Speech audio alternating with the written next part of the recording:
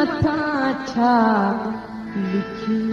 छा लिखां छा लिखी छा लिखां ओ सिंध मुंहिंजी अमां दुनिया जा सिंधियो हिक मुठ थी सिंध बचायो सिंध मुंहिंजी अमां सूंह तुंहिंजी मथां छा लिखां सिंध जो क़ौमी आवाज़ radio voice of Sindh London.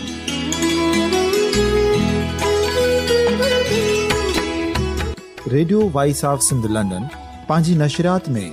Sindh जी सियासत, समाज, इक़्तिसादियात, तारीख़, क़ौमी उमंगुनि ऐं अख़लाक़ियात मुतलिक़ सिंध जी हक़ीक़ी तर्जुमानी कंदे प्रोग्रामनि खे असराइतो बणाइण लाइ सिंध जे घण घुरनि ऐं धरतीअ सां प्यार कंदड़ अदीबनि, दानिशवरनि, सहाफ़ियुनि, उस्तादनि, वकीलनि ऐं हर तबिके जे मानवारनि सजणनि खे सिंध में शऊरी इनकलाब लाइ सहकार जो सॾु ॾियूं था। अचो त गॾिजी सूफ़ियुनि ऐं संतनि वारी सिंध जो ओज हिकु मुठ थी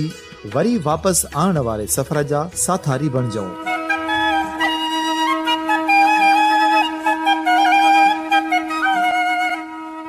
हिकु नए सुबुह जी शुरूआत जो पड़ाॾो घर घर, ॻोठ ॻोठ ऐं शहर शहर ताईं पहुचायो। शाल सिंध आबाद ऐं ख़ुशहाल थिए, सिंधी माण्हू सुखियो ऐं सताबो थिए।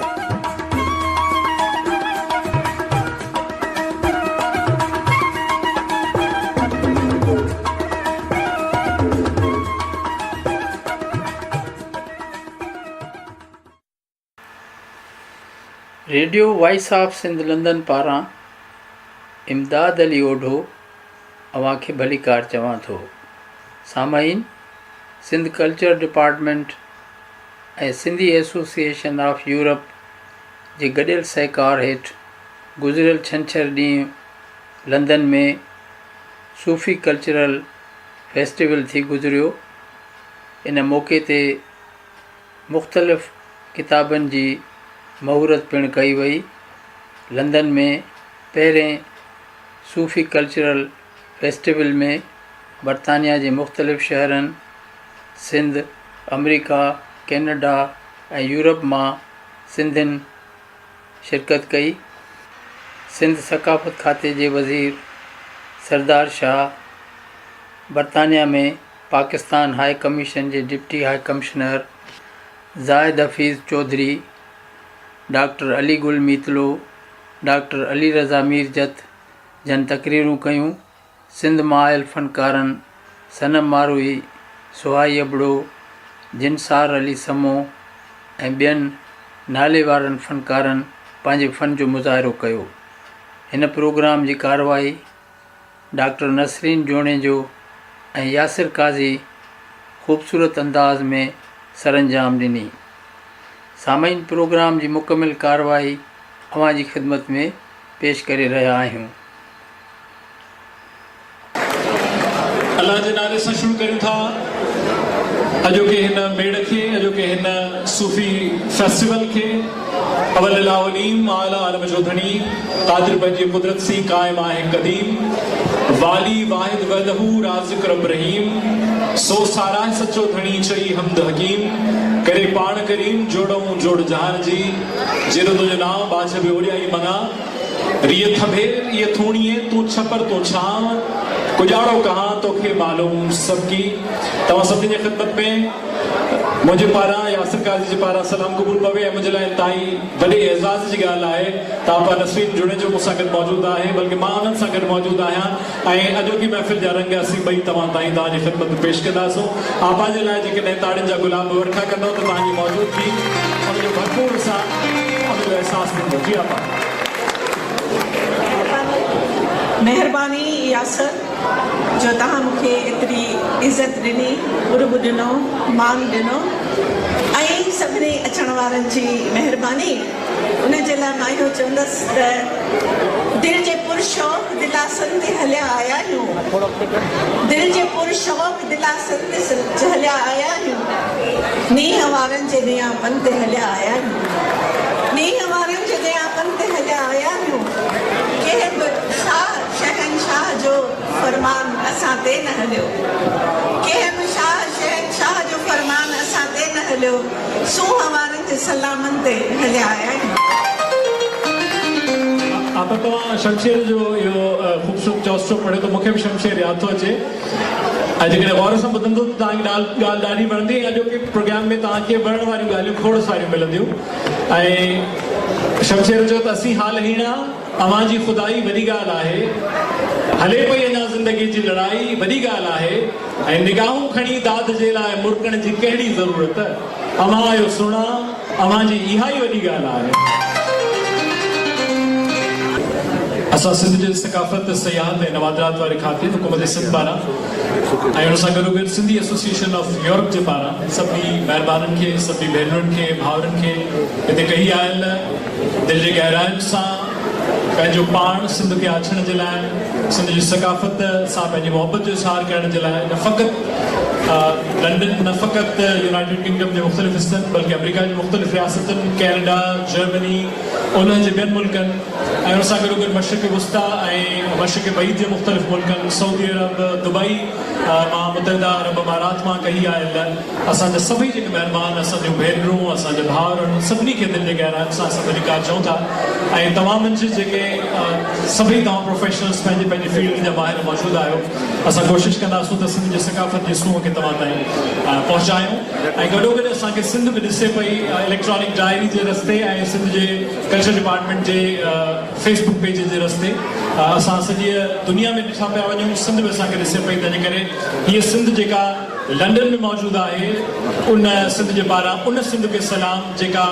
बहिराण जे ॿिन्ही कंधनि ते आबाद आहे ऐं जंहिंजी सुञाणप मौजूदड़ो आहे, जंहिंजी सुञाणप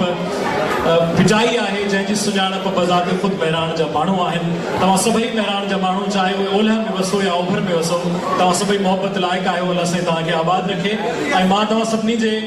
हिते आमद जो थुराइतो आहियां ऐं कल्चर डिपार्टमेंट जे पारां ईअं ई चवंदुसि त तव्हां सभई हिते मौजूदु आहियो, असां तव्हांजे क़दम क़दम तां क़ुर्बान बणियूं। महिरबानी तव्हां सभिनी जी आमद जी। ऐं तव्हां सभिनी जो जेको सिलसिलो हिते तव्हांखे वठी आयो आहे, सो बुनियादी तौर ते मोहबत आहे पंहिंजे भोए सां तव्हांजी। ऐं चयो वेंदो आहे त मोहबत सां ई सचपच आदमी इंसान थींदो आहे, मोहबत जंहिंमें की न आहे उहो हैवान थींदो आहे, मोहबत ज़ोर सां, ज़र सां या ज़ारीअ सां न मिलंदी आहे, इहो कंहिं कंहिं मथां अलाह जो अहसान थींदो आहे। कॾहिं लहरुनि ऐं लोॾनि मां गुज़र आसान थींदो आहे, किनारे ते पुॼण खां पोइ बि तूफ़ान थींदो आहे, ख़ुदा जी यादि खां ख़ाली जॾहिं इंसान थींदो आहे, तॾहिं शागिर्द हुन जो शौक़ सां शैतान थींदो आहे, ऐं चमन में कीन चिबरनि जो कॾहिं नुक़सान थींदो आहे, पखीसो फासंदो आहे जो ख़ुशि इल्हान थींदो आहे, ऐं ख़बर कहिड़ी ॾियां दोस्त हामीअ वठंदी ॾिस तूं, तॾहिं ते दिलि जे दुश्मन तां बि क़ुर्बान थींदो आहे। तव्हां सभई दिलि जा दोस्त मौजूदु आहियो ऐं तव्हां सभिनी खे आजिया करण जे लाइ पिटाई जी वाईअ सां आगाज़ कंदासूं ऐं पिटाई जी वाईअ खे झूंगार जे अंदाज़ में पेश करण सां आगाज़ कंदासूं। जिनसार अली समो असांजे सिंध जो हिकिड़ो, मां हाणे हुनखे उभरंदड़ आर्टिस्ट कोन चवंदुसि पर इंतिहाई बासलाहियत हिकिड़ो आर्टिस्ट आहे, जंहिंखे असां तव्हांजे ख़िदमत में पेश कंदासूं, जेको साज़न सां बि ऑर्केस्ट्रा सां बि पंहिंजे फ़न मुज़ाहिरो कंदो। पर असां रिवायती तौर ते पिटाई जी वाई झूंगार जे अंदाज़ में तव्हांजे ख़िदमत में पेश कंदासूं। सारंग जी वाई आहे ऐं हिन वाई जे पोयां हिकिड़ो थीम आहे ऐं हुन थीम जो आगाज़ हुन बैत सां थींदो,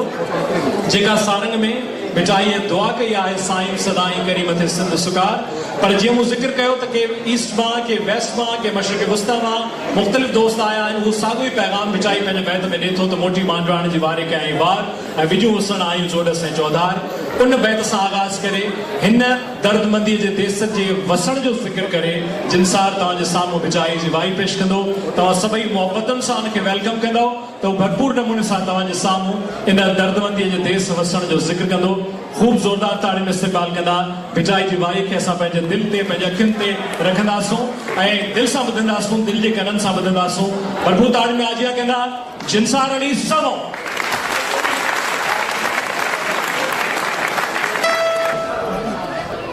मोटी मांडराण जी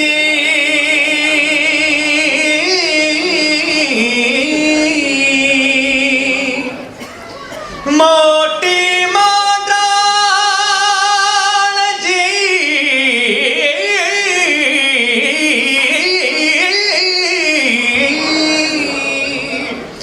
मोटी मांडराण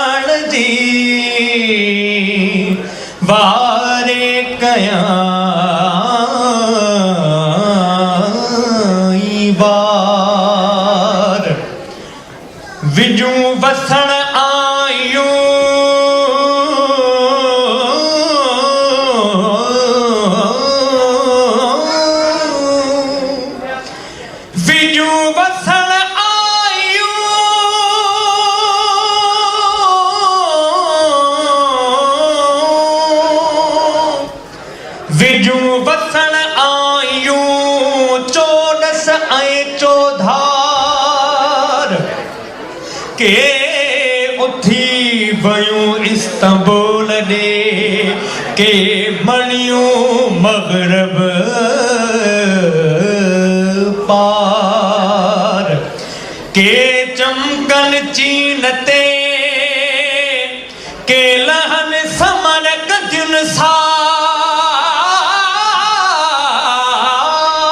जुनसार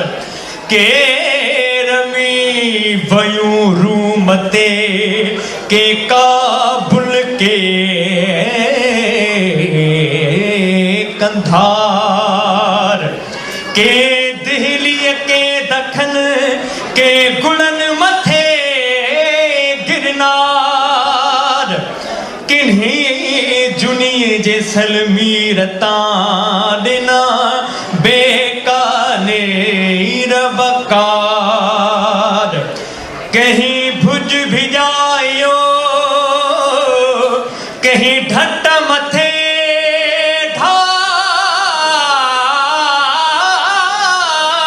ढार किन्हीं अची अमर कोटता वसाया बलहार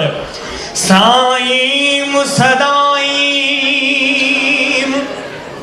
साईं मुसदाईं साईं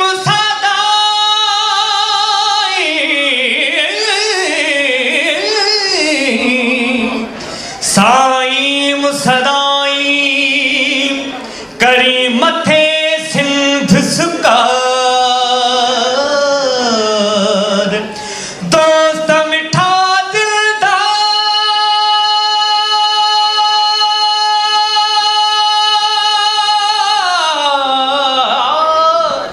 दोस्त मठा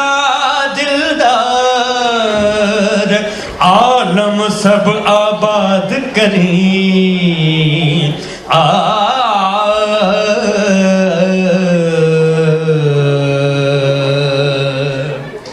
बूंद बिरह जी बहार लगी बूंद बिरह जी बहार लगी दर्द वंदिया जो दर्द वंदिया जो हो देश वसी तो बूंद बिरह जी बहार लगी उठड़ा मीहा मलीरते उठड़ा मीहा मलीरते गाहन जी गुलजार लगी गाहन जी गुलजार लगी दर्द दिया जो होते सुवसी प्यो बूंद बिरह जी बहार लगी तिखड़ी सी समुद्र जी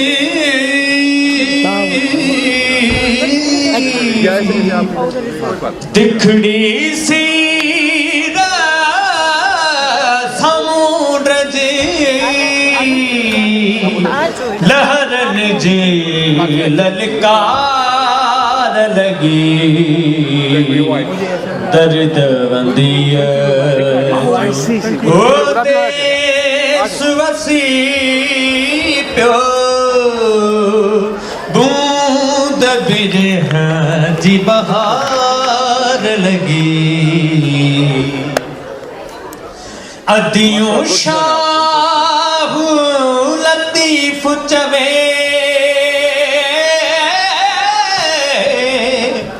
लतीफ चवे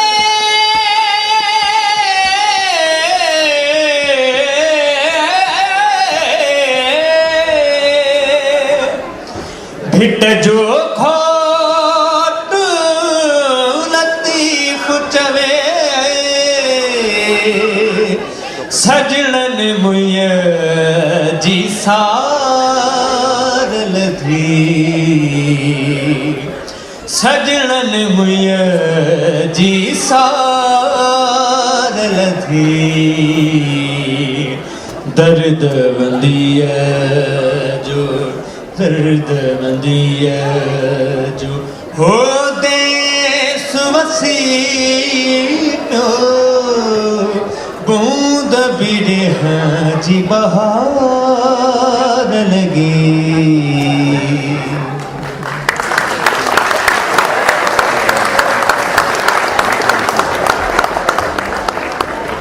जी साथियों जिनसार समो जितना जसामो विजाई जी भाई के पेश कयो।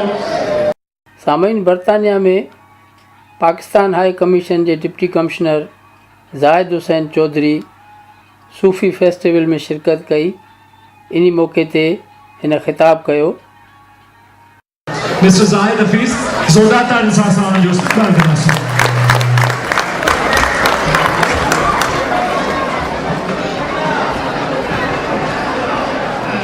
सिंध से minister for culture Sardar Shah साहब,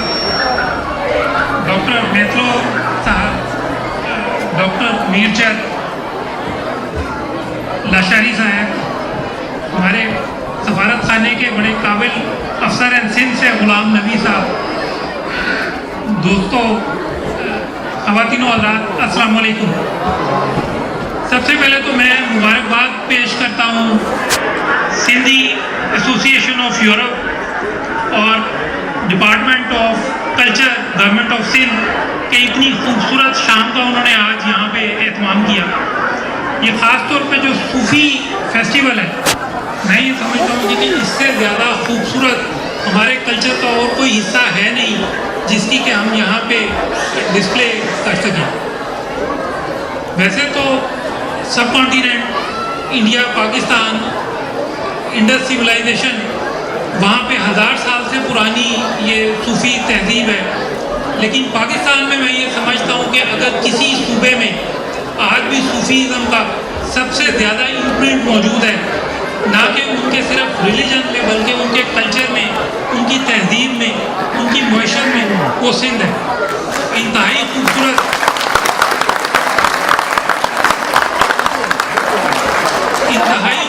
तहजीब और इंतहाई खूबसूरत लोग। सूफीज़म के हवाले से अगर हम कोई दो बातें करनी चाहें तो एक तो पीस है जी, अमन, और दूसरा टॉलरेंस। तो आज हमें ये दोनों चीज़ें, वैसे तो हमें सारे पाकिस्तान में, लेकिन अगर हमें जिस सूबे में ये दोनों चीज़ें सबसे ज़्यादा नज़र आती हैं वो सिंध का सूबा है। तो उस हवाले से मैं आपको सिंध से जो हमारे सारे यहाँ पे बहन भाई बुजुर्ग जो मौजूद हैं, दोस्त मौजूद हैं, मैं उन सबको मुबारकबाद देता हूँ। फिर मैं आप सबको भी इस चीज़ पे भी मुबारकबाद पेश करता हूँ कि लंदन जैसे इलाके में जहाँ पे कि बहुत कुछ हो रहा होता है, यहाँ पे म्यूज़िक के हवाले से, स्पोर्ट्स के हवाले से, थिएटर है, सिनेमा है, सोशल लाइफ, तो आज आप सब लोग जो इतनी बड़ी तादाद में आए, ये सबूत है आपका पाकिस्तान से मोहब्बत का और आपका सिंध से मोहब्बत का और आपका सिंध के कल्चर से मोहब्बत का। मैं आपको इस चीज़ के लिए भी मुबारकबाद देना चाहता हूँ जी कि जो ब्रिटिश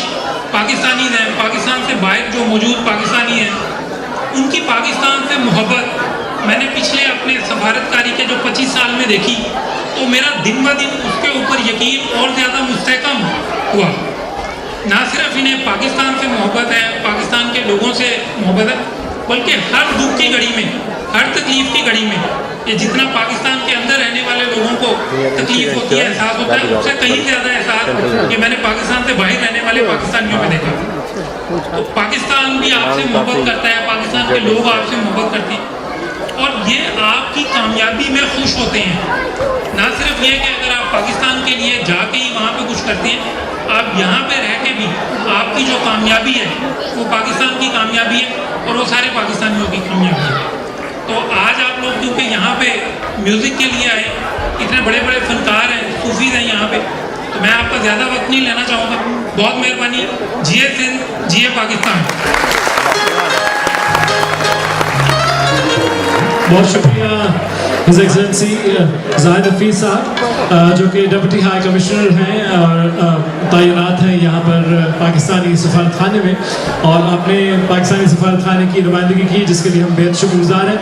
मां गुज़ारिश कंदुसि Sindhi association of Europe J president और जो सदर ऐं असां सां गॾु पूरो पूरे बांगेली रहंदड़ डॉक्टर अलीगुल मेहते साहब जिन खे त उहो अचनि असां सां गॾु, ऐं असांजा कुझु महिमान आहिनि जिन खे इंट्रोड्यूस कराइनि। सिंध जो सकाफ़त सयाहत ऐं नवादियात जो खातो हुकूमत सिंध उन सां पूरे बांगेली तौर ते असांजी हिन एसोसिएशन असांजो साथ निभायो। मां माइक्रोफोन हुननि जे हवाले कंदुसि त जीअं हू कुझु असांजे महिमाननि खे हिते घुराए सघनि। अस्सलाम वालेकुम जी सिंध जी लतीफ़ थोरा न थोरा मूते मारवन जा मां तव्हां सभिनी जो हिकु दोस्त जो नहायत शुक्रगुज़ार आहियां जो अॼु ही ख़ुशी जो लम्हा तव्हां असां सां गॾु गुज़ारिया। मां ख़ासि तौर ते उन्हनि महिमाननि जो शुक्रगुज़ार आहियां जेके सिंध खां आया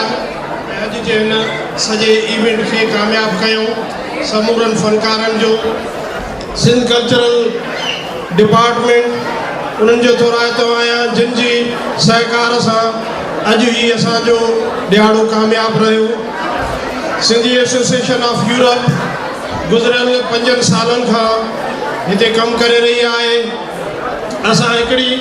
नॉन पार्टीशन ऑर्गेनाइज़ेशन जे तौर ते कमु कयूं था। असांजो मोटो आहे नेटवर्किंग सिंधीज़ ग्लोबली। असां समूरनि सिंधियुनि खे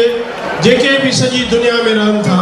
उन्हनि खे गॾु करणु था चाहियूं, उन्हनि खे नेटवर्क करणु था चाहियूं ऐं उन्हनि खे हिकिड़ो इहो पैगाम था चाहियूं त असांजो जेको माज़ी आहे, जेको ग्लोरियस माज़ी आहे, असां हिकिड़ी वॾी तहज़ीब जा वारिस आहियूं ऐं उन तहज़ीब खे असां वरी रिवाइव कयूं था। असां नेशन बिल्डिंग जो कमु था कयूं। सिंधी डायस्पोरा ऑर्गेनाइज़ेशन जूं समूरी दुनिया में 450 खनि खां वधीक ऑर्गेनाइज़ेशन्स आहिनि। सिंधी 150 खनि मुल्कनि में रहनि पिया ऐं हिकिड़ी कम्यूनिटी जे तौर ते रहनि था। असां सम्झूं था ऐं मां अॼु इहो फ़ख्र सां थो चवां त सिंधी ऐं असांजो सिंध वतन पंहिंजी जाग्राफी जी लिमिट्स खां ॿाहिरि बि वजूद रखे थो। सिंध असांजी उहा ई आहे जिते असां सिंधी रहूं था। अॼु असां जेतिरो हिते गॾु थिया आहियूं इहा ई असांजी सिंध आहे, इहो ई असांजो जदीद सिंध वतन जो तसवुरु आहे। आलमगीरियत जे हिन दौर में जंहिंमें असां सभु गुज़ारियूं था उन में वतन जा तसवुर तब्दील थिया आहिनि, उहे अॻिते वधिया आहिनि, डेवलप थिया आहिनि। असां जंहिं घर में रहूं था जंहिंमें असां सिंधी लिबास पायूं था, सिंधी ॿोली ॻाल्हायूं था, सिंधी क़दरुनि खे कयूं था, उहे क़दर जेके असांजा पुरअमन बक़ाए बाहमी वारा आहिनि, उहे क़दर जेके टॉलरेंस वारा आहिनि, उहे क़दर जंहिंमें असां सभिनी जे भले जो सोचींदा आहियूं। सिंधी जिते वेंदो आहे उन धरतीअ जो माण्हुनि जे भले लाइ सोचींदो आहे ऐं असां उन धरतन खे पंहिंजो वतन सम्झंदा आहियूं ऐं उन वतन में पंहिंजी ॿोली, पंहिंजी सकाफ़त उनखे ज़िंदा रखी असां अॻिते वधंदा आहियूं उन्हनि सां गॾु। असांजो पैगाम मोहबत जो आहे ऐं उहो मोहबत जो पैगाम सभिनी सां गॾु आहे। मां सभिनी खां वधीक थोराइतो आहियां भाउ सिकंदर ख़ासकरी साहब जो जेके असां सां अॼु आहिनि ऐं माज़ी में बि असांजो हिकिड़ो तलफ़ तजुर्बो थियो। अॼु हू पंहिंजे बचड़नि सां असां सां गॾु आहे। मुंहिंजे खे ॾाढी दिली ख़ुशी थी आहे। इन सां गॾोगॾु मां ॿियनि समूरनि सिंधी तंज़ीमुनि जो Sindhi association of Europe, Sindhi association of UK, Sindhi doctors association, Sindhi संगत ऐं ॿियूं समूरियूं तंज़ीमूं, इंटरनेशनल सिंधी वुमन ऑर्गेनाइज़ेशन, उन्हनि जो बि थोराइतो आहियां जिन सभिनी अचे पंहिंजे हिन गॾियल प्रोग्राम खे कामयाबु बणायो। मां थोराइतो आहियां पाकिस्तान हाई कमीशन जे डिप्टी कमिश्नर जो जेको सवेल तव्हांजे अॻियां ॻाल्हाए वियो ऐं मां थोराए थो आहियां मोहतरम गुलाम नबी मेमून साहब जो मिनिस्टर पाकिस्तान हाई कमीशन जो जिन अचे पंहिंजे हिन सिंधी कम्यूनिटी सां कुझु वक़्तु गुज़ारियो ऐं असांजी ख़ुशियुनि में गॾु रहिया ऐं उमेद था कयूं त उहे बि असां सां आईंदा गॾु रहंदा। मां गुज़िरियल 4 सालनि खां वठी ऐं मुंहिंजी team Sindhi association of Europe असांजी कोशिशुनि में वियासीं त अहिड़ो बेड़ो हिते थिए ऐं सिंध कल्चरल डिपार्टमेंट जेको असांजो पंहिंजो डिपार्टमेंट आहे, सिंध हुकूमत जेका असांजी पंहिंजी हुकूमत आहे ऐं उहा हिते अचे ऐं हिते हीअ बेड़ाको करे। ऐं इहो मुमकिन तॾहिं थियो जॾहिं असांजो पुराणो दोस्त सैयद सरदार शाह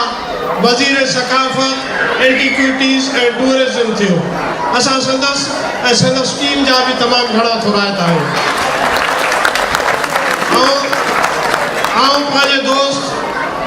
कासिम सिराज सुमरे साहब जो बि निहायत शुक्रगुज़ार आहियां जो हू जॾहिं पीपल्स पार्टी कल्चरल विंग जो सदर चूंडियो वियो त हुन जेको महिनतूं कयूं ऐं हिनखे कामयाबु बणायो। मां थोराइतो आहियां साईं अकबर लगारी साहब जो जंहिंजे पहिरें ॾींहं खां वठी असां मुसलसल राब्ते में रहियासीं, ॾींहुं राति करे असां हिन खे मुनज़िम कयोसीं ऐं अॼु ही इवेंट तव्हांजे अॻियां आहे। मुल्क जा नावेयारा हिते मौजूदु आहिनि। हीउ इवेंट सिर्फ़ु यूके जे सिंधियुनि जो न आहे, हीउ ग्लोबल इवेंट आहे ऐं मूंखे ख़ुशी थी थिए त सिंधी कम्यूनिटी हाणे ग्लोबल इवेंट्स बि करे थी। हीअ असांजी नंढी शुरूआत आहे ऐं अॼु असां सां गॾु हिते इंडस एसोसिएशन ऑफ कैनेडा जो मोहतरम अहमद नदीम मेमून साहब, उन जी लाइक़ घरवारी अदी फरीदा मेमन उहा असां सां गॾु मौजूदु आहे। असां सां गॾु सना जो आफ्ताब मेमून साहब जेको न्यू जर्सी जो सदर आहे। असां सां गॾु असांजो दोस्त अली हसन भुट्टो साहब जेको सिंधी स्किल्स डेवलपमेंट प्रोग्राम जो प्रेसिडेंट आहे। हिकिड़ो नओं कॉन्सेप्ट आहे त असां सिंधी ऐं असांजा सिंधियुनि जी ज़िम्मेवार तंज़ीमूं उहे सिंधियुनि जे लाइ नवां गस थी खोलनि ऐं असां उन्हनि जे लाइ तमामु घणा थोराइता आहियूं त तव्हां हिकिड़ियूं नयूं रवायतूं था विझो त सिंध जा माण्हू सॼी सिंध में त अॻिते वधनि, सॼे मुल्क में त अॻिते वधनि पर सॼी दुनिया में बि अॻिते वधनि। ऐं हिननि जेके प्रोग्राम कया आहिनि ऐं उहे उन्हनि जे करे काफ़ी सिंधी माण्हू ॿाहिरि निकिता आहिनि। उन्हनि जी तालीम जे सिलसिले में ऐं रोज़गार जे सिलसिले में तव्हां जेको बि कुझु कयो आहे असां तव्हांखे मुबारकूं था ॾियूं। असांजो सऊदी अरब मां महिमान जेको ख़ासि तौर ते सीटजी हिते आयो आहे साईं ज़ाहिद मियां भुट्टो साहब। साईं तव्हांजी वॾी लख महिरबानियूं। तव्हां अॼु असां सां गॾु आया आहियो पर तव्हांजूं जेके ख़िदमतूं आहिनि सिंधी माण्हुनि जे लाइ उहो सिंध हुजे, सऊदी अरब हुजे या ग्लोबल किथे बि हुजे, तव्हांजो नालो जेको आहे हर तव्हांजा लख लाइक़, तव्हांजी वॾी महिरबानी। असांजो सिंध मां साईं यूसुफाणी साहब, साईं पीर गुलाम हुसैन, डॉक्टर पीर गुलाम हुसैन साहब ऐं साईं डॉक्टर मेमून साहब, गुल शेख साहब, तव्हां सभिनी जा लख लाख जो हिते आयो ऐं हिनखे ग्लोबल रंग तव्हां ॾिनो आहे। साईं असां सां गॾु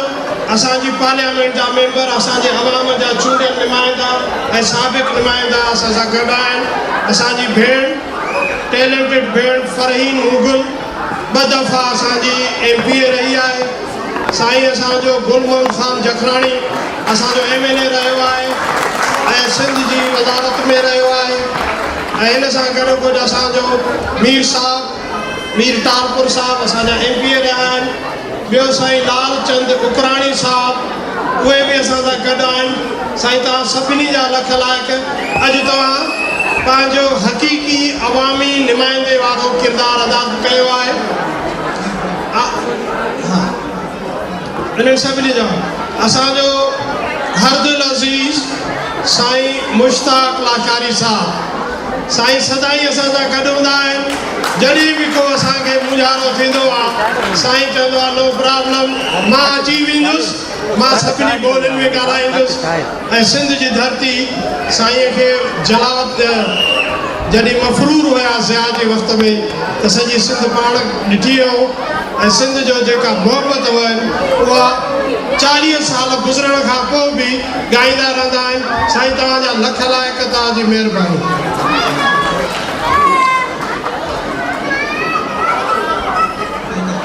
ठीकु मां सभिनी जो घुरातो आहियां असां पिया गॾिबासीं असांखे ॿियूं लाड शौक़त सां साईं तव्हांजा लख लाइक़ ऐं ॿियनि सभिनी दोस्तनि जा जिन जा मां नाला न खया आहिनि ऐं लच्छू असांजी भेण हुई उहा हाणे पई आहे हुनजा थोराता आहिनि साईं राज दासाणी साहिब जा हुनजी न्याणी जा हुनजी बेगम जा सभिनी जा थोराता आहिनि लख लाइक़ तव्हांजा साथ सलामत सिंध सलामत महिरबानी डॉक्टर अलीगुल मेहतरो साहब ऐं असांखे जिन जिन शख़्सियतुनि जा नाला खयासीं उन्हनि में कुझु शख़्सियतुनि मां हिते ज़रूरु गुज़ारिश कंदुसि त उहे अचनि डॉक्टर अली रज़ा मिर्ज़ा त असां पहिरीं मौजूदु आहिनि जेके जनरल सेक्रेटरी आहिनि सिंधी एसोसिएशन ऑफ यूरोप जा मां गुज़ारिश कंदुसि इन्हनि ई मोहबतुनि मज़ा मां मोहबतुनि जो लफ़्ज़ ॼाणी वाणी इस्तेमालु करियां छाकाणि त जंहिं शख़्स वटि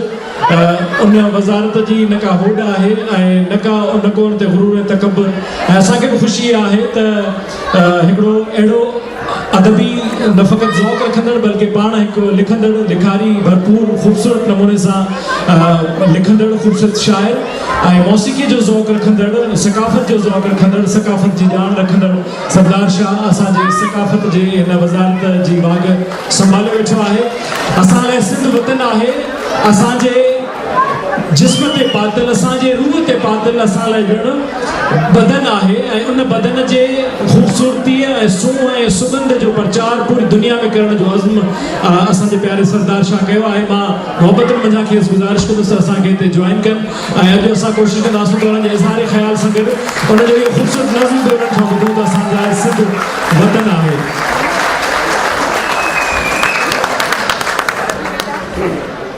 मां गुज़ारिश कंदुसि साईं लालचंद दुकरानी साहब जिन खे त हू बि स्टेज ते अचनि असांखे जॉइन कनि जेके Pakistan Peoples Party minority wing जा सरवाणा आहिनि प्रेसिडेंट आहिनि ऐं मेंबर ऑफ प्रोविंशियल असेंबली आहिनि मां गुज़ारिश कंदुमि साईं कासिम सूमरे साहब जिन खे असांजो दोस्त जेको Pakistan Peoples Party cultural wing जो सदर आहे उन्हनि खे गुज़ारिश कंदुसि हू बि अचनि असांखे जॉइन कनि बाजी फरीद मुग़ल साहिबा खे गुज़ारिश कंदुसि अॻूणी MPA हू अचनि ऐं असांखे जॉइन कनि साईं गुल मोहम्मद ख़ान जकरानी साहब जिन खे गुज़ारिश कंदुसि हू बि स्टेज ते अचनि ऐं असांखे जॉइन कनि ऐं हिन लम्हे में जॾहिं असां अहम किताबनि जो महूरत करण वारा आहियूं तॾहिं असांखे हिन अहम मूवमेंट में असांखे हिन अहम लम्हे में जॉइन करणु मां गुज़ारिश कंदुसि पंहिंजे वॉलंटियर्स खे त सभिनी खां पहिरीं असां किताबनि जो महूरत करे वठूं जेके अहम किताब आहिनि मां तव्हांखे ॿुधाईंदो हलां त जेके ब्रिटिश राइटर्स ऐं ख़ासि तौर ते मुख़्तलिफ़ जेके बरतानवी ऑफिसर्स तइनात रहिया सिंध में उन्हनि जेके पंहिंजा अकाउंट्स लिखिया उहे कंहिं दौर में छपिया उन्हनि खे रीप्रिंट करे सिंध जे सक़ाफ़त ऐं सियाहत खाते असां सभिनी मथां अहसान कयो आहे ऐं इहे अहम किताब उन्हनि अहम किताबनि जो महूरत अॼु असां करण वारा आहियूं ऐं उन्हनि किताबनि जो मुख़्तसिर तफ़सील मां तव्हांखे ज़रूरु ॿुधाईंदुसि त उहे किताब कहिड़ा कहिड़ा आहिनि त जीअं असां हज़ हासिलु करे सघूं पर हिन लम्हे में मां गुज़ारिश कंदुसि राज दासवाणी साहब जिन खे गुज़ारिश कंदुसि उन्हनि जो किताब बि आहे जंहिंजो महूरत असां कंदासूं पर आउं हिते गुज़ारिश करणु चाहियां थो असांजे लाइ हिकिड़ो तमामु अहम लम्हो आहे त डॉक्टर होतचंद मूलचंद गुरबख्शानी जेको शाह जे रिसाले जो शाइर ऐं उनजो असांखे सम्झाईंदड़ ऐं सिंध जो पहिरियों PhD डॉक्टर होतचंद मूलचंद गुरबख्शानी उनजी न्याणी गुलशुगानी दीदी गुलशुगानी थोड़ी देर अॻु में असां सां गॾु मौजूदु हुई असांजी ख़ुशकिस्मती आहे यकीनन असां सां गॾु जेके किताब आहिनि जिन जो महूरत थिए पियो उन्हनि में pre historic civilisation of the Indus valley जेको सर विलियम मेयर जा लेक्चर्स आहिनि 1935 जा ऐं KN दीक्षित उन्हनि खे कंपाइल कयो आहे उनजो महूरत थी रहियो आहे उन सां गॾोगॾु सिंध और दी अनहैप्पी वैली जेको रिचर्ड फ्रांसिस बर्टन जो लिखियल किताब आहे। रिचर्ड बर्टन सिंधी एॾी चिटी ॻाल्हाईंदो जीअं तव्हां ऐं असां ॻाल्हायूं था, ऐं सिंध में ॿ दफ़ा तइनात रहियो, उनजो इहो लिखियल अकाउंट आहे। रिचर्ड बर्टन जो ॿियो अकाउंट सिंध रिविज़िटेड जे नाले सां, जंहिंजो हिते महूरत थी रहियो आहे इन 9 किताबनि जो। उन सां गॾो गॾु जनरल जॉन जेकब जो किताब आहे, ऐं उन सां गॾो गॾु हुनजो लिखियल अकाउंट। ऐं जॉन जेकब खे त मिट्टी बि सिंध जी नसीब थी, जेकबाबाद में हू आरामी आहे। मीर मुराद टाटपुर जे हवाले सां narrative of the residence at the court of Mir Murad with the wild sport in the valley of Indus, उनजो असां महूरत कयूं पिया, जेको एडवर्ड आर्चर लैंगले जो किताब आहे, जंहिंजो महूरत थी रहियो आहे। उन सां गॾो गॾु सिंध अंडर दी मुगल्स, इन जो महूरत जेको मोहम्मद सलीम अख्तर जो किताब आहे, उनजो महूरत बि थी रहियो आहे। The Indus and it's provinces there political and commercial importance, WP Andrew जो लिखियल अकाउंट आहे, जंहिंजो महूरत हिते थी रहियो आहे। ऐं हिकिड़ो ॿियो ॾाढो अहम किताब आहे जेको स्केचिस ऑफ सिंध जे नाले सां आहे। ऐं sketches of Sindh Charles hack जेको आहे 1846 में जॾहिं कैमरा बि आम कान थी हुई ऐं असां ताईं गॾियल हिंदुस्तान ताईं कोन पहुती हुई, सिंध जे मुख़्तलिफ़ शहरनि ख़ासि तौर ते हैदराबाद जे मुख़्तलिफ़ ख़ूबसूरत नज़ारनि जी हुन स्केचिंग कई हुई, ऐं उहो किताब उनजो महूरत बि थी रहियो आहे, जेको साईं सरदार शाह जे हथनि में तव्हां ॾिसो पिया। इहो साॻियो किताब आहे जेको सिंध स्केचिस इन सिंध आहे। मां चाहींदुमि त इन्हनि सभिनी यादगार भरपूर किताबनि जे लाइ असां ज़ोरदार ताड़ियूं वॼायूं त हिन अहम मौक़े ते असां हिननि अहम किताबनि जो महूरत करे रहिया आहियूं। ऐं यकीनी तौर ते ई उहे किताब आहिनि जेके सिंध जी तारीख़ जो असांखे पतो ॾियनि था, ऐं असां थोराइता आहियूं उन्हनि सभिनी दोस्तनि जा, ख़ासि तौर ते सिंध जे सक़ाफ़त ऐं सियाहत खाते जा, जिन इन ॻाल्हि खे यकीनी बणायो त हिन मौक़े ते हिन जो इफ़्तिताह थिए। ऐं जीअं असां ज़िक्र कयोसीं शैटर्ड सिंध स्कैटर्ड सिंध किताब जो बि राज दासवानी साहिब जो किताब आहे, उनजो महूरत बि हिन लम्हे थी रहियो आहे। मां चाहींदुमि त ज़ोरदार ताड़ियूं हिन लम्हे में तव्हां सभिनी हिननि सुहिणनि किताबनि जी पधिराई जे लाइ तव्हांजी पारां थियनि। वॾी महिरबानी, थैंक यू वेरी मच। ऐं मां गुज़ारिश कंदुसि सैयद सरदार अली शाह साहिब जिन खे त उहो असांखे हिन अहम मौक़े ते जॾहिं सिंध जो मेलो मतो आहे लंडन जहिड़े अहम शहर में पंहिंजे राय खां असांखे आगाह कनि, ऐं जे थी सघे त असांखे पंहिंजे नज़्म असां लाइ सिंध वतन आहे जूं बि कुझु लाइनूं ॿुधाइनि। महबूब सॼो पोच अची पहुतो हा, तनूर हुई वाट पची पहुतो हा, चकचूर ॾिसी हाल गम न कर दिलबर, तो वट त बहर हाल बची पहुतो हा। ऐं ही गैलेक्सी ख़ूबसूरत माण्हुनि जी, सिंध जे ख़ूबसूरत माण्हुनि जी गैलेक्सी ॾिसी यकीन आहे मूंखे, ऐं अञा विसाह पुख़्तो थी वियो आहे त हू बुलबुल खोरवाई जो शहर हुयो त हाणे को बि न जो बहार खसे, घोट तुंहिंजे तंबूरे जूं तारूं खसे, कोई ओठी उछनि जूं मुहारूं खसे, मंज़िले इश्क मजनू खां छिरके पई सिंध मुरके पई। तव्हां फ़ख़ुरु करे सघो था, तव्हां लंडन में रहो, अमेरिका में रहो, यूरोप में रहो, दुनिया में किथे बि रहो, तव्हां फ़ख़ुरु करे सघो था, घाट ऊचो खणी दुनिया जे रस्तनि ते घुमी सघो था, छो त तव्हां उन दुनिया जे चइनि आलीशान तहज़ीबुनि मंझां हिकिड़ी तहज़ीब जा ख़ालिक़ आहियो जेका इंडस वैली सिविलाइज़ेशन आहे। इहा मोहनजोदड़ो जी तहज़ीब,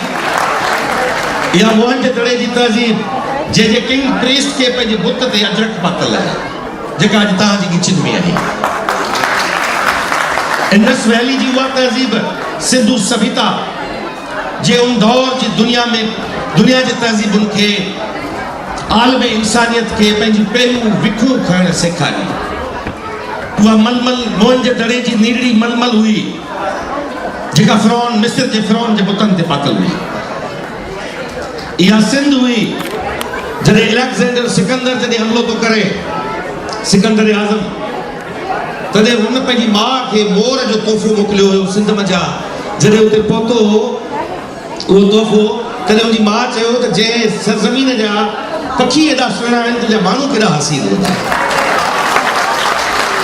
तव्हां उन धरती ऐं उन तहज़ीब जा वारिस आहियो। अॼु असां हिते उहो पैगाम खणी आया आहियूं जेको पैगाम शाह लतीफ़ जो पैगाम आहे। जेको मोहब्बत जो पैगाम है, इंसानियत जो पैगाम है, जेको बाबा बुल्ले शाह जो पैगाम है, अहिड़ी घुट मुसट सफोकेशन एक्सट्रीमिज्म इंटॉलरेंस जे दौर में जॾहिं इहो बुल्ला शाह हो जंहिं चयो त मंदिर ढा दे, मस्जिद ढा दे जो कुछ ढहंदा, किसी बंदे दा दिल न ढावी, रब दिला विच रहंदा। इहो सचल हुयो। तव्हांजी धरती इंडस वैली आहे, कश्मीर खां वठी केटी बंदर ताईं, कश्मीर खां वठी केटी बंदर ताईं तव्हांजी इंडस वैली आहे, जेको पाकिस्तान सिंधु सभ्यता आहे। तव्हांखे ॻाल्हि ते फ़ख़ुरु थियणु खपे, तव्हां उन धरतीअ जा वारिस आहियो, उन धरतीअ जा बाशिंदा आहियो जंहिं लाइ सचल उन धरतीअ जे शाइर सचल चयो हो त ना कोई दोज़ख, ना कोई जन्नत, ना कोई हूर कसूर, मन असांजा नहीं मनेदा मुला दा दस्तूर। जंहिं उन ज़माने में नो चयो। अॼु असां हिते पंहिंजे म्यूज़िशियन सां गॾु, पंहिंजे आर्टिस्ट सां गॾु हिते पहुता आहियूं उन पैगाम खे खणी त हीउ पैगाम में मोहब्बत है जेसि ताईं पहुचे। ऐं असां अॼु जे शहर में मौजूदु आहियूं, इहो दुनिया जो सकाफ़ती कैपिटल आहे, दुनिया जो कल्चरल कैपिटल आहे। असां हितां खां शुरूआत कई, असां कंहिं शइ जी परवाह न कई केरु छा थो चवे। Sindhi association of Europe, Sindhi association of Europe, doctor Mahto साहब, अली रज़ा बिलजत साहब, मां उन्हनि जो तमामु घणो शुक्रगुज़ार आहियां त हिननि जेका महिनत कई तव्हांखे हिते इकठे करण में, हिते आणण में, इक़्तिसादी तौर ते असां सां सहकार करण में, ऐं उन्हनि जो लख जेके थोरा मञा थो ऐं सम्झां थो त हीअ असांजी शुरूआत आहे, हीअ पुॼाणी कान्हे, असां पंहिंजो सफ़र शुरू कयो आहे। मूंखे ख़ुशी थी आहे, मूंखे ॿुधायो त असांजा हिते जेके सिंधी हिंदू भाउरनि, जेके भाई बंद आहिनि, उन्हनि पंहिंजी फैमिलियुनि सां हिते शिरकत कई आहे, जंहिंजो साईं पाण हिते मौजूदु आहे। साईं असांखे फ़ख़ुरु आहे तव्हां लतीफ़ जे सुर सामूंडी जा किरदार आहियो। तव्हां लतीफ़ साईं चयो हो त सा जूअ डोरे आया सुहा जित मुंझनि। इहे सिंध वर्की हुया उन ज़माने में, जेके स्पेन, जमैका आइलैंड, जावा, इंडोनेशिया ऐं दुनिया जे दूरान इलाइक़नि ताईं विया। जंहिं लाइ लतीफ़ साईं चयो हर साल सियारो ईंदो, ॾियारी ॾिठे हू पंहिंजा सिर संभालींदा ऐं उन्हनि जा बेड़ा जेके आहिनि रवाना थींदा हुआ। जंहिं लाइ लतीफ़ साईं चयो सेई जोबन ॾींहं जॾहिं सॼण सफ़र हलिया, रोआ रहन सुपरी आयल करियां कीअं, मूंखे चारे चीअं वियो वणजारो ओहर। ऐं उन जूं वॾियूं जेके सिंधूअ जे किनारनि ते, सिंधू सागर जे साहिलनि ते अखा विझंदियूं हुयूं, ॾिया मोईंदियूं हुयूं, ऐं इहे उहे हुयूं जेके घर वारी थी चए, वञी थी चए त जंहिंजो मुड़ुसु नेसावर पियो वञे। लतीफ़ साईं जी बयानी आहे, उनजी वञी थी चए पंहिंजे मुड़ुस जी माउ खे, पंहिंजी सस खे थी चए त वणजारे जी माउ वणजारो न पलीए, आयो ॿारे मां अॼु पुण सफ़र सफ़र साल खां पोइ आयो, अॼु वरी पंध ते पियो वञे। इहे शिकारपुर जे हूंदीअ जा ख़ालिक आहिनि। साईं असांखे लख लतूं आहिनि। 47 जे जेका लॾ पलाण थी, उन जेके असांखे वढ ॾिना, असांखे सूर ॾिना, उहा असांखे ख़बर आहे असांजा शहर उजड़ी विया। शेख अयाज़ अवाला चयो हो त दूर थींदा वञनि रोज़ जोगीअड़ा, तूं अञा पियो जीअं हाय रे जीअड़ा। असां उनजा साखी अमीन आहियूं। मूंखे उन्हनि सभिनी दोस्तनि इहा आऊं शुक्रियो अदा कयां थो जेके अमेरिका मां दोस्त हिते आया। परियां असांजे दोस्तनि जी गैलेक्सी वेठी आहे, आफ्ताब, अली ऐं भुट्टो साहब, सऊदी अरब मां भुट्टो साहब आयो हिते, ऐं हुनजो शुक्रगुज़ार आहियां। कैनेडा मां असांजा दोस्त आया, असांजो MN नज़ीर बुगियो साहब पाण हेठि आयो कोन, शायदि मथे फैमिली सां किथे मौजूदु आहे। साईं असां तव्हांखे वेलकम कयूं था हिते अचण ते। तव्हां सभिनी जी आहे मुंहिंजी हिकिड़ी ख़्वाहिश आहे जंहिंजो आउं इज़हार अवां सां करणु चाहियां थो। उहा ख़्वाहिश इहा आहे त अॼु असां हिते UK में यकीन जी हिकिड़ो आलमी आहे, इन करे जो ॿाहिरि मुल्कनि जे दोस्तनि में शिरकत कई आहे। सिंध जा दोस्त पंहिंजूं टिकेटूं भरे सीड़जी हिते पहुता आहिनि। मुंहिंजी ख़्वाहिश इहा आहे त ईंदड़ साल लंडन में सिंधनि जो आलमी मेलो थिए, सिंधनि जो आलमी मेलो थिए। ऐं हीअ वज़ीर जी हैसियत में कोन थो चवां, ऐं हिकिड़े सन ऑफ सॉइल, हिकिड़े धरती जे पुट जी हैसियत में चवां थो, धरतीअ जे पुट जी हैसियत में चवां थो त ईअं समूरी दुनिया जा सिंधी हिते गॾु थियनि सिंधी एसोसिएशन ऑफ यूरोप उन जी सरवानी करे जेतिरियूं बि डायस्पोरा ऑर्गेनाइजेशन असांजी दुनिया में आहिनि उन्हनि सभिनी सां कॉन्टेक्ट थियनि असां सिंध में जा ही सरदार शाह पंहिंजी ज़ाती हैसियत में चवे थो ही मुंहिंजा दोस्त हिते मौजूदु आहिनि असीं मुकमिल तौर ते तव्हां सां सहकार कंदासीं ऐं उहो मेलो वाकई अहिड़ो मेलो थिए जेको आउं चाह थो त दुनिया में असांजो पैगाम उहो पैगाम खणी वञे ऐं उहो पैगाम खणी वञे जेको पैगाम शाह लतीफ़ जो पैगाम हुयो त मोटी मांडाणनि जी वारे कयाई वार तॾहिं विॼूं वसण आयूं चोरस थी चौधार के चमकनि पयूं चुईम ते के रमन के लहन समर कंदिन सार के रमी आयूं रूम तां किन बीकानेर बकार किनी भुज भिॼायो किनी ठट मथे धार किनी अची उमर कोट तां वसाया वलहार साईं मूं सदाई करी मथे सिद्ध सुकार दोस्त वेठा दिलदार आग सवाबाद इहो पैगाम आहे लतीफ़ जो यूनिवर्सल आहे हू सिंध जी रुगो सिंध जी दुआ नथो करे हू चए थो आलमी सभु आबाद करे इहो असां सिंधियुनि जो पैगाम आहे जेको असां पैगाम उन आलमी मेले में हिन ई लंडन शहर मज़ा पूरी दुनिया खे ॾियो त yes we are proud Sindhis we exist on this earth and we do have this message of Latif असां उहो दुनिया खे ॿुधाइणु चाहियूं था ऐं तव्हां सभिनी जो तुरंत आहियां शुक्रगुज़ार आहियां जेके ओड़ायूं हूंदियूं उहे असांजूं हूंदियूं कल्चर डिपार्टमेंट जूं हूंदियूं ऐं सिंधी एसोसिएशन ऑफ यूरोप जूं हूंदियूं तव्हांजा भाल आहिनि जेके असां विसारे कोन सघंदासीं तव्हांजी महिरबानी लख लाइ ही नज़्म मूं असेंबलीअ में पढ़ियो हुयो जॾहिं असांजे MQM जे मेंबरनि सिंध जे विरांगे जो मुतालबो कयो हो डिवीजन जो मुतालबो कयो हो असेंबली जे फ्लोर तां ऐं इहो मूं उन माण्हूअ खे मुखातिब थी लिखियो हो नज़्म जेको हिते लंडन में मौजूदु आहे लंडन में रहे थो असां लाइ सिंध वतन आहे असांखे रूह ते पातल असां लाइ ॼण बदन आहे असां लाइ सिंध वतन आहे असांखे रूह ते पातल असां लाइ ॼण बदन आहे इहा ई आहे ज़मीन मुंहिंजी इहो मुंहिंजो गगन आहे इहा ई बेश्त मुंहिंजी आहे इहो बाग़े अदन आहे इहा ई बेश्त मुंहिंजी आहे इहो बाग़े अदन आहे इहो आहे अंदरि मुंहिंजो इहो दिलि देस मुंहिंजो आहे बिना जंहिंजे उघाड़ो मां वतनी वेस मुंहिंजो आहे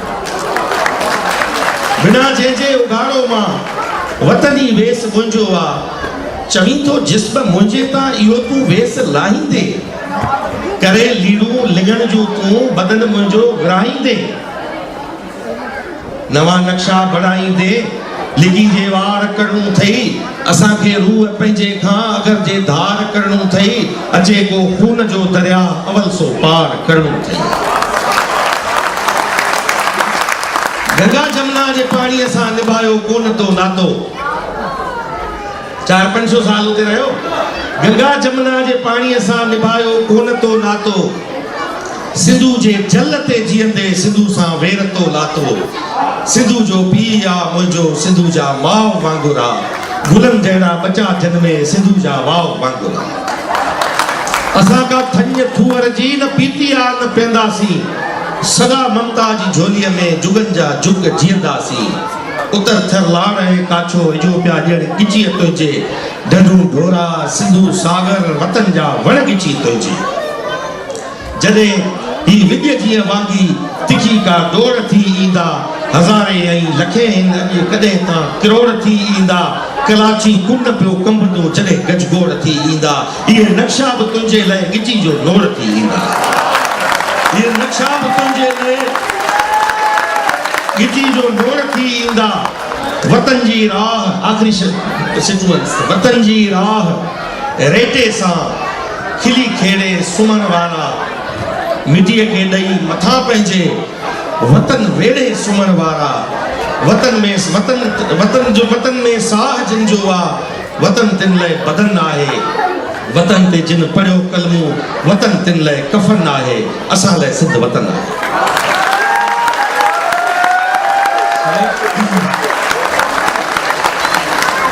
साईं अब हाणे साईं जेको अनाउंस कयो आहे 2018 जो सिंधी फेस्टिवल तव्हां सभु तयार आहियो उन लाइ ऐं असीं तव्हां सां वाइदो था करियूं त सिंधी एसोसिएशन ऑफ यूरोप साईं सां गॾिजी ऐं कल्चर डिपार्टमेंट सां अगरि हूंदो साईं उन में न त इंडिविजुअल लेवल ते साईं सां गॾिजी असीं उहो मेलो ज़रूरु कंदासीं। बिल्कुलु ज़ाती तौर ते असीं गॾु आहियूं, अॼु बि आहियूं ऐं सुभाणे बि गॾु हूंदासीं। तव्हांजी महिरबानी।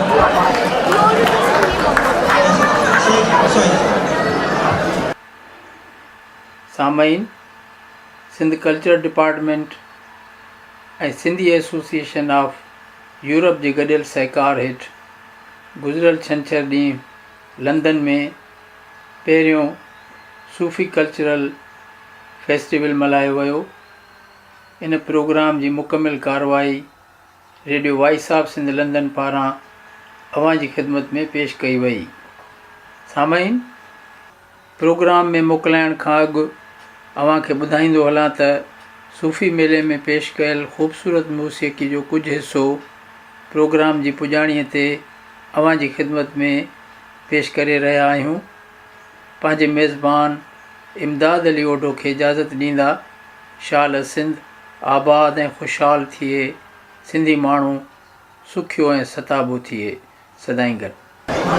ज़ोरदार तान सां इस्तक़बाल करियो जेके सिंध मौजूदु असांजे फनकार आहिनि, अरबाब ख़ान खोसो ऐं डॉक्टर अनवर ज़रदारी।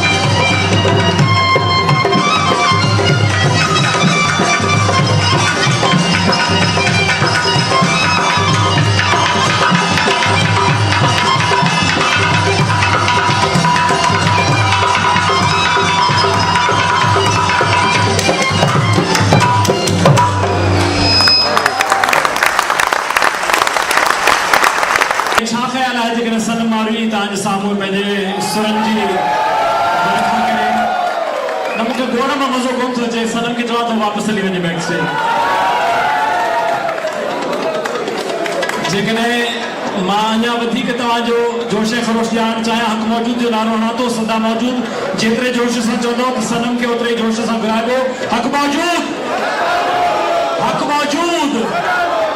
ज़ुबान मां जेकॾहिं निकिरे त अहिड़ी गुफ़्तगू निकिरे न मां निकिरां न तूं निकिरे फ़क़ति निकिरे त हू निकिरे ऐं चवां थो हीअं बि चवंदुसि हूअं बि चवंदुसि तोखे पर प्यारा मजाल आहे जो हिकिड़ो लफ़्ज़ तुंहिंजे रूबरू निकिरे हुनखे बिचाई जी दुआ आहे छाकाणि त हुन सां हुनजो जेको सेकेंड नेम आहे सो बिचाई जे बहादुर सूरमीअ जो नालो आहे यानी उहा मारवी जेका मलीर जी मारवी हुई जंहिंजे लाइ बिचाई चयो त सनी सुई सिबियो मूं मारुनि सी साह सारा वेठी सूमरा हिते ॻोलाड़ा ऐं गाह इहो मुंहिंजो हुत थियो हिते मिटी ऐं माह ऐं पखनि मंझि पसाह मुंहिंजो कालम आहे कोट में तव्हां उन ई मारवीअ सिंध जी लॼ सिंध जे सुरनि जी पासबान सन मारवी जी आजियां मूंखे उमेद आहे त भरपूर तरीक़े सां कंदो ऐं दिलि जे गहराइनि सां कंदो ऐं उहो बि जॾहिं तव्हांजे साम्हूं पंहिंजा सुर विखेरींदी त उहे तव्हांजे सवातुनि ताईं न पर तव्हांजे दिलि ताईं पहुचंदा ज़ोरदार ताल सां इस्तक़बाल कंदा तव्हांजे साम्हूं लंडन में सिंध जा सुर विखेरण अचे थी सनम मारवी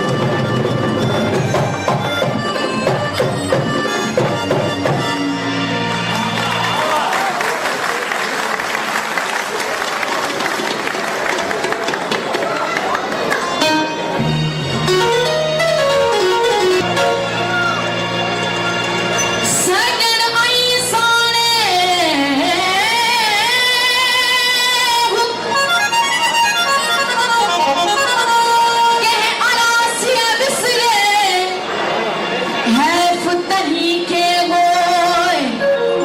वतन जनी विसारियो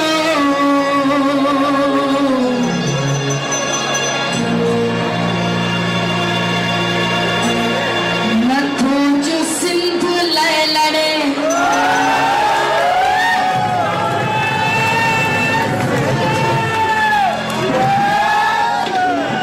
नथो जो सिंध लय लड़े नथो जो सिंध लय करे अगर मुझे ही कलाम तव्हांखे यादि आहे त मां अॻियां छा चवंदमि नथो जो सिंध लय लड़े नथो जो सिंध लय करे सो सिंध मां लड़े वञे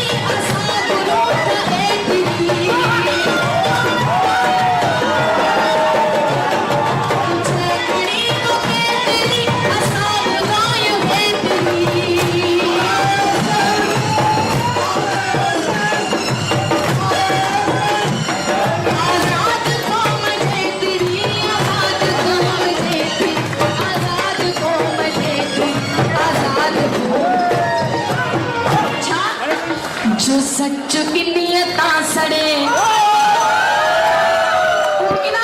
किना वने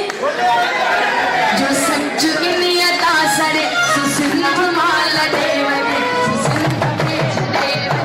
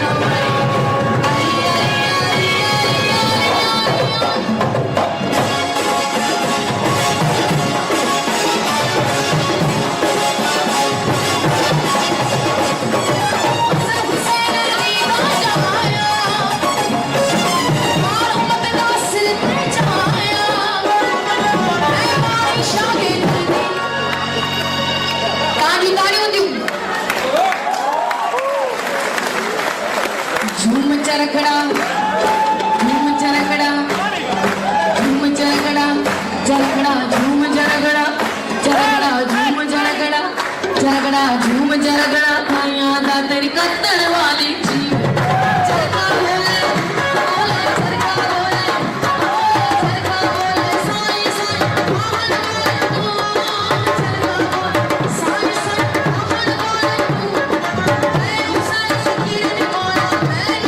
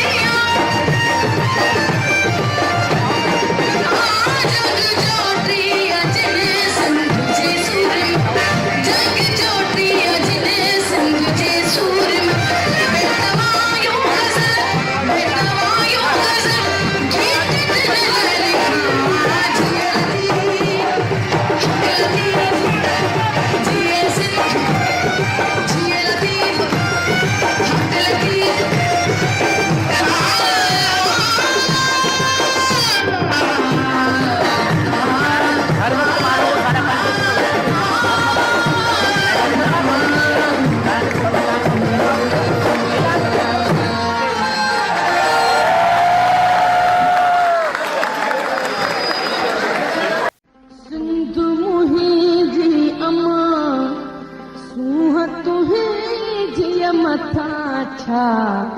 लिखी छा लिखां छा लिखी छा लिखां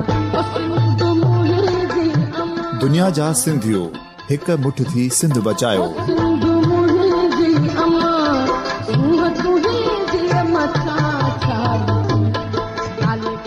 सिंध जो क़ौमी आवाज़ radio voice of Sindh London.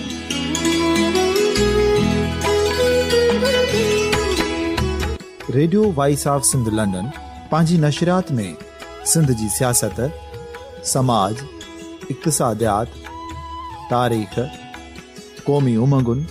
ऐं अख़लाक़ियात मुतलिक़ सिंध जी हक़ीक़ी तर्जुमानी कंदे प्रोग्रामनि खे असराइतो बणाइण लाइ सिंध जे घण घुरनि ऐं धरतीअ सां प्यार कंदड़ अदीबनि, दानिशवरनि, सहाफ़ियुनि, उस्तादनि, वकीलनि ऐं हर तबिके जे मानवारनि सजणनि खे सिंध में शौरी इनक़लाब लाइ सहकार जो सॾु ॾियूं था। अचो त गॾिजी सूफ़ियुनि ऐं संतनि वारी सिंध जो ओज हिकु मुठ थी वरी वापसि आणण वारे सफ़र जा साथारी बणिजऊं।